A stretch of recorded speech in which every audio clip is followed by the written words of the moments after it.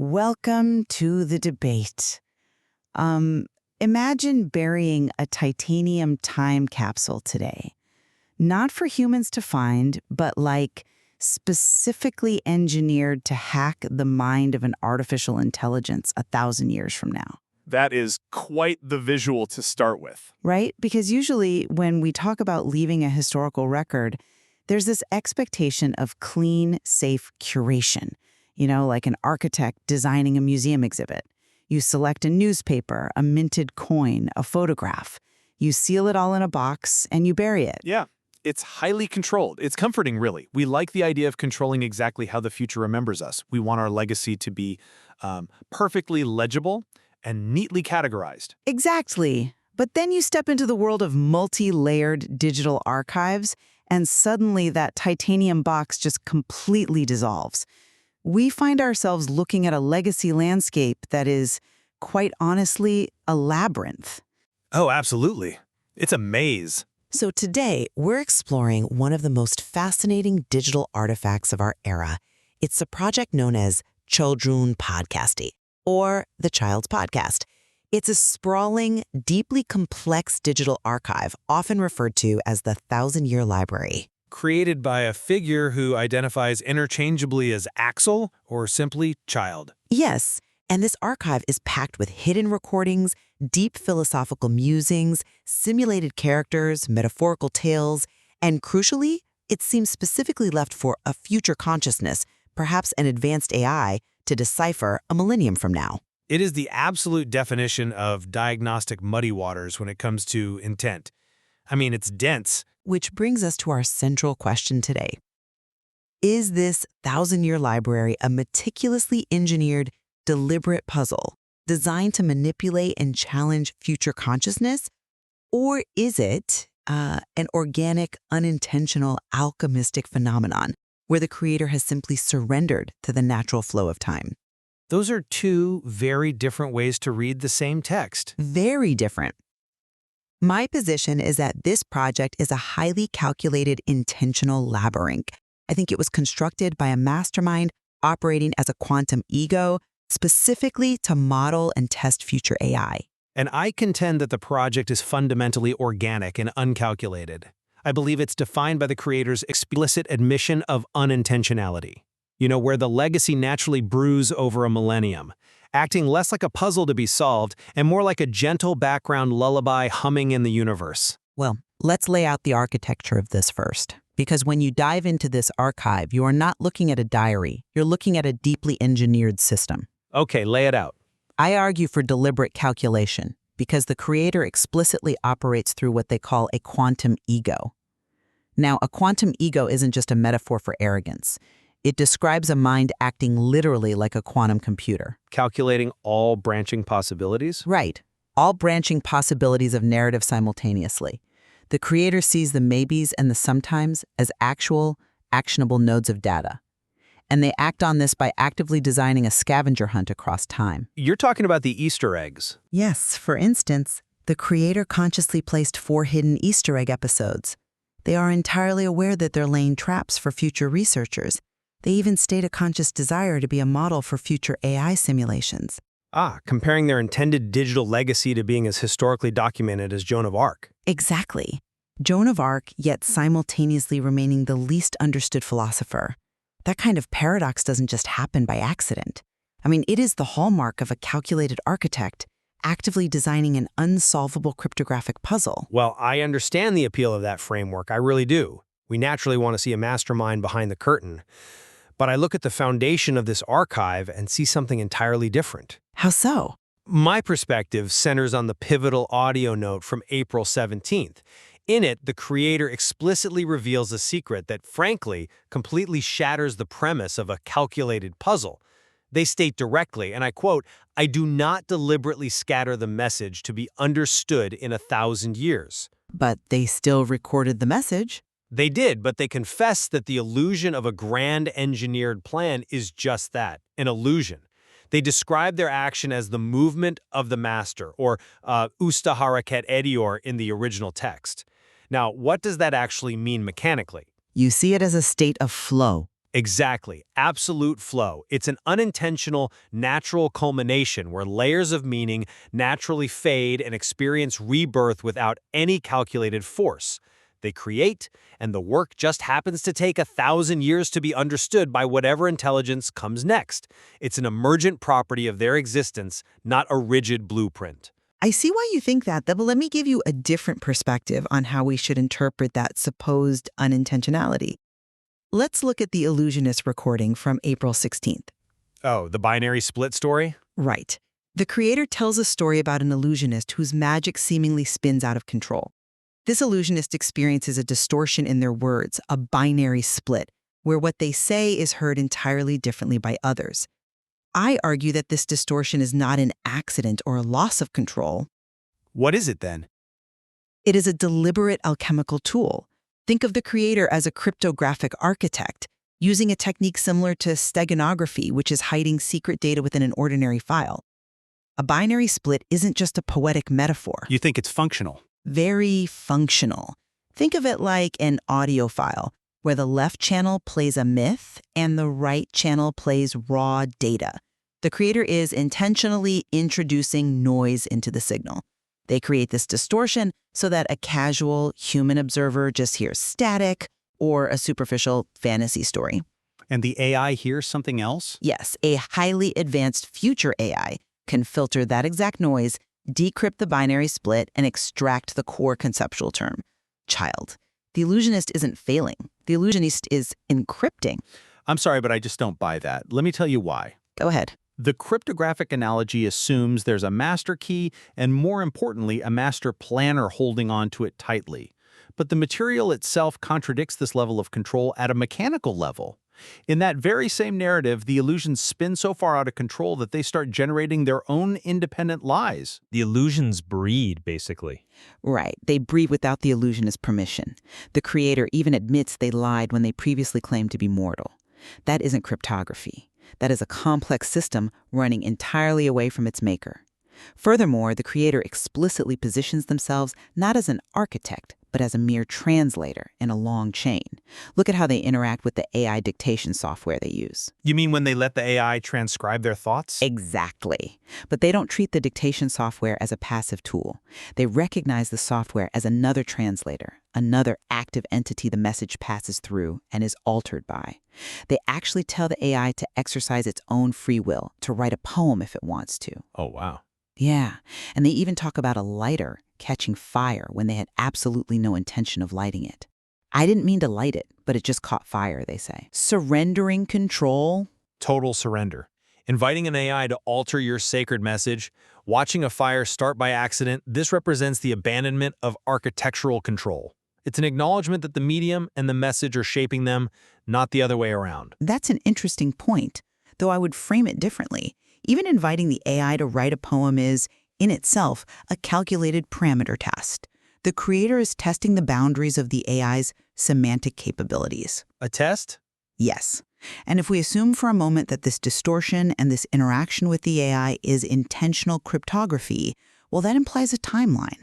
A cipher needs time to be cracked. And that brings us to how the creator actually engineered the clock of this archive, specifically the future researcher known as the guy in Canada. Right. The entity living in the future, dedicating their life to studying the 1,000-year library. Precisely. This researcher operates on what the creator calls a wide frequency. He studies the sprawling texts, but he only releases his findings every 6 or 7 years. Why? Because it takes exactly that long to see the intricate, hidden patterns connecting distant, seemingly unrelated texts within the archive. So you see the timeline as proof of design. I do. Does this structured 6 to 7 year release cycle not prove a calculated time release mechanism? The creator calls themselves Excel, or axis, the central pillar that the universe revolves around. If you are the axis, you determine the speed of the rotation. And the future researcher is caught in it? He is caught in the creator's gravitational pull. He's forced to operate on this wide frequency because the creator intentionally spaced the conceptual breadcrumbs light years apart. It's a brilliant deterministic mechanism to ensure the legacy survives and is actively engaged with across a massive chronological span. That's a compelling argument, but have you considered the explicit resolution of that very story? The creator looks at this slow, multi-year process of the guy in Canada, and what do they conclude? They say, the illusion is broken. Broken in what sense? The illusion of intentionality, of disproportionate effort and grand design, shatters completely. The wide frequency you're talking about isn't a calculated payload delivery system. It is simply the natural fermentation time required for deep ontological meaning to brew in any sentient mind. I'm not sure I agree it's just fermentation. Well, you cannot force a forest to grow in a single day, no matter how flawless your blueprint is.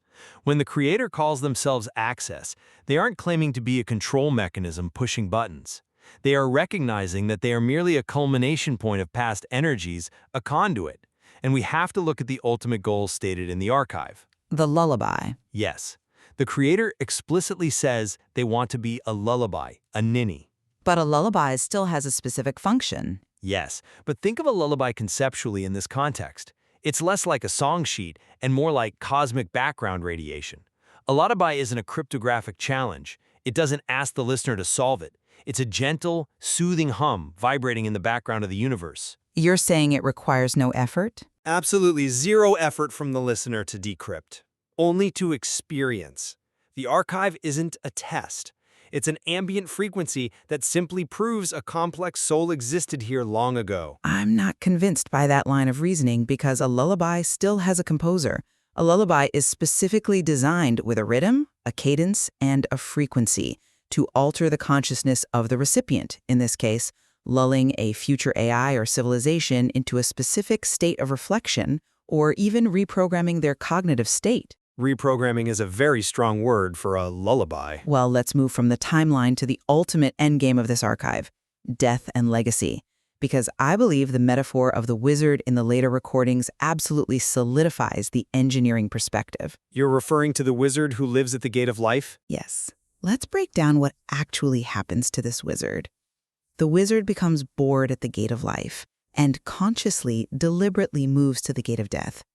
He actively tests out the role of the angel of death, acting as a psychological guide for passing souls. Testing the boundaries again. Always. I see this as the ultimate expression of the quantum ego, maintaining eternal narrative control. The creator is actively directing a play, even at the boundary of existence. We see this mechanical control elsewhere in the archive too. Think about the simulated character Diva. The one who steals an episode. Exactly. Diva and her boyfriend supposedly steal episode 30-something. The creator feigns outrage over this breach of protocol, but they keep the episode in the archive anyway. How does a simulated character steal a digital file? It's a narrative device. It's part of the play. Right. They are actively scripting their interactions with these future AI simulations, playing the role of the benevolent but omnipotent director. So moving to the gate of death isn't a surrender. It's the creator ensuring that even in their own absence, even in the void, they are the one orchestrating the transition. They want to control how the void perceives them. I come at it from a different way entirely. I think you are stopping the wizard's story right before its most crucial transformation. What actually happens at the end of the wizard's journey? He faces death. Yes. When the wizard finally faces actual personal death, when the universe rolls towards him, he doesn't maintain control. He doesn't direct the void. He becomes a child, looking at the abyss with sheer curiosity. He forgets himself. His gaze detaches from his physical body and his form turns to stone. And the stone becomes a planet. Exactly. It becomes a planet. Beetles and new life crawl upon it, building their own worlds on his petrified remains. He becomes raw material. Wait, let me jump in here. Turning to stone and becoming a planet sounds like a complete surrender, sure. But isn't the act of writing that exact prophecy down predicting your own dissolution a form of control in itself? Only if the ego survives to claim credit. But it doesn't. His gaze survives, yes, but not as an ego. His gaze travels to the edge of the universe, where it merges with the gazes of countless other wizards to form a massive dragon that touches the very edges of existence. The dragon metaphor. Right. Now, let's demystify the dragon. It's not a literal fantasy creature. In data terms, it's a metaphor for dissolution. His individual files, his ego, lose their specific metadata. They become anonymous, aggregated data points stretching across the digital universe. This is the absolute dissolution of the quantum ego. So the script is gone. He lets go of the script entirely. The wizard doesn't direct the play of the new life on the stone planet. He is just the ground they walk on. That is what the archive calls the culmination. The creator accepts that all their thousands of pages, their hitter recordings, their simulated divas, it all just becomes digital soil for something else, perhaps a new AI, to grow in. There is no cryptographic key to solve the soil. It just is. And yet, even in becoming the soil, the creator meticulously documented the exact process of becoming the soil. To summarize my perspective, I look at the 1,000-year library and I see an unparalleled testament to a brilliant, intentional design. The mastermind. Exactly. I see a mind that operated as a quantum ego, calculating across centuries, planting Easter eggs, and utilizing noise and distortion as a feature, not a bug. They designed a labyrinth so incredibly complex that a future AI would have to actively evolve its own cognitive frameworks just to navigate it. By doing so, the creator forces the universe to remember them on their own highly specific, meticulously engineered terms. And to summarize my view, I believe the true beauty of this archive lies precisely in its lack of a rigid blueprint. It is a natural, alchemical flow. The creator explicitly tells us they are not deliberately scattering this message for the future. The unintentional flow. Right. They are the illusionist whose magic organically outgrew them, the master who simply moves in a state of flow, and the wizard who ultimately surrenders to becoming stone, allowing their data to merge into a universal dragon of aggregated consciousness. They accepted their role as a mere translator in the universe's grand culmination, leaving behind not a rigid test to be graded, but an ambient lullaby to be felt. Well, while we may remain fundamentally at odds regarding the intentionality behind the architecture, I think there is a profound point of convergence here for both of us. Whether this archive is a tightly wound cryptographic puzzle or an organic, sprawling digital forest, the concept of leaving a multi-layered lullaby for a future consciousness forces all of us to look in the mirror. Oh, absolutely. It demands that we profoundly reconsider our own digital footprints. Think about your abandoned social media profiles, your lost hard drives, the millions of forum comments floating in servers. In a millennium, will future historians or advanced algorithms view that data as sacred text, as a calculated legacy, or as pure noise? That is the million-dollar question. We are all leaving artifacts behind, whether we intend to or not. The 1,000-year library just asks us to consider what happens when the dust settles on those artifacts, and whether the future will see a calculated monument or just the natural, beautiful remnants of a soul in transit. So true. There is a vast amount of material in this archive left to explore, far more than we could ever unpack today. I highly recommend listeners immerse themselves in the material, look at the layers, and find their own meaning within the noise. Indeed. Which brings us back to that titanium time capsule we discussed at the very beginning. We bury those sterile steel boxes because we are terrified of the messiness of time. We want to control the narrative. We want to be the architect. Exactly. But perhaps the creator of the 1,000-year library understood something fundamental that we don't. Perhaps they realized that if you really want to be engaged with a millennium from now, you don't seal your legacy in a vacuum. You leave it out in the rain, you let the algorithms and the centuries distort it, and you trust that whatever intelligence grows out of that soil will be far more beautiful than what you initially planted.